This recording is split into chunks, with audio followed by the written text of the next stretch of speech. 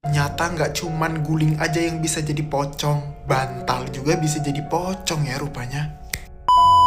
Halo teman-teman semua, selamat datang di para pecinta cerita horor. Jadi di hari ini juga pengen membahas salah satu cerita horor yang serem banget teman-teman.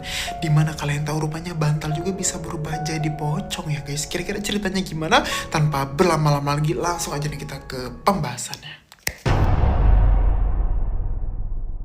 Guys, kejadian itu terjadi pada tahun 2024, dialami oleh seorang remaja bernama Dika, teman-teman. Dimana pada saat itu Dika ini nih liburan di rumah neneknya yang berada di Tasikmalaya, guys. Dimana rumah neneknya Dika ini cukup tua, guys. Lampunya itu tuh masih pakai patromak gitu, dindingnya itu kayu, dan rumah neneknya Dika ini berada di dekat pohon-pohon bambu gitu guys. Jadi kayak serem gitu katanya guys, kayak masih sepi begitu guys suasananya.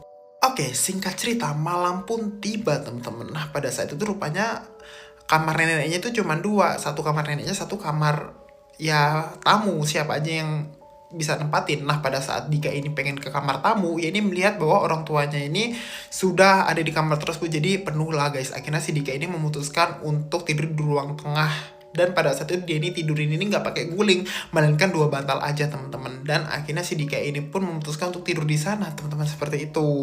Singkat cerita, sekitar jam 2 malam si Dika ini tiba-tiba terbangun teman-teman. Karena pada saat itu dia ini kedinginan guys. Dan kalian tahu katanya Dika, suasananya pada saat itu sepi banget. Bahkan neneknya itu kan di tengah hutan ya. Biasanya kan ada suara jangkrik apa suara apa.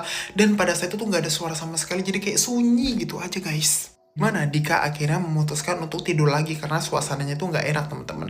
Dan pada saat itu ada hal yang janggal guys. Bantal yang pada saat itu Dika gunakan ini terasa aneh karena lebih tinggi dari sebelumnya guys. Jadi kayak ukurannya itu bertambah si bantal ini guys. Awalnya Dika itu mungkin firasatnya doang ngerasanya teman-teman, tetapi akhirnya si Dika ini memutuskan untuk ya udah paksa-paksain tidur aja. Nah, pada saat dia ini memaksakan untuk tidur, tiba-tiba dia mencium bau busuk yang menyeruat teman-teman. Dan pada saat itu si Dika ini pun kayak merasakan ada orang di belakangnya guys. Dan kalian tahu pada saat si Dika ini mencoba untuk melirik ke belakang, ia melihat bantal tersebut berubah menjadi sosok yang berdiri tegap berwarna putih yang pada saat itu adalah pocong teman-teman. Dimana pada saat si Dika itu tuh melihat, dia ini tidak bisa berteriak dan tidak bisa ngapa-ngapain guys, badannya tuh kaku teman-teman. Tiba-tiba sosok tersebut, bantal tersebut yang tiba-tiba berubah jadi pocong ini langsung memiringkan kepalanya dan seolah-olah menandai Dika teman-teman. Kalian tahu guys, pocong tersebut berwajah hitam dengan mata yang seremnya ya guys ya.